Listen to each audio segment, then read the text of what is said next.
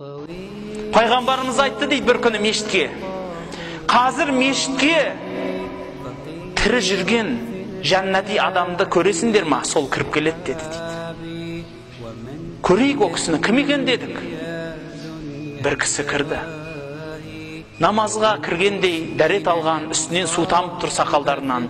Ассаламу алейкум деп амандасып кірді. Сол қолында аяқ киімі бар. Оң қол емес, байқадыңыз ба қандай әдеп? Сол қолында аяқ киімі бар. Кіріп келіп, үндемей қатарға отырды. Бір сахаба барып ол кісінің үйіне сылтау айтып 2-3 күн бірге жатып түнеді. Көрді, қандай амал жасайды екен, қандай кісі екен. Қарапайым, қатардағы мұсылман. Түнімен тұрып намаз оқымайды, жоқ. Құптанды оқиды. Таң намазына бірақ тұрады. Бұл қарапайым. Күндіз ораза шығар, жоқ. Күндіз тамақ ішіп жүр. Мүмкін Құран оқитын шығар, жүрген жерінде тұрған. Қари емес, Құран жаттамаған көп. Кішкентай ғана 3-4 сүре біледі.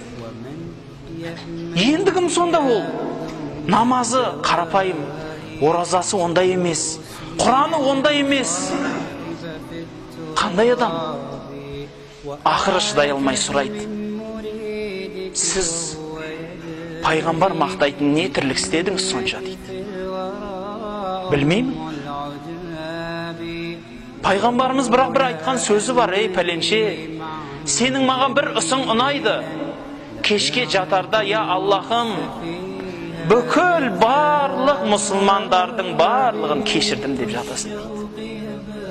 Таза жүрекпен жатады да. Жүрегі тап-таза. Ұйқысы да тыныш болады сол үшін.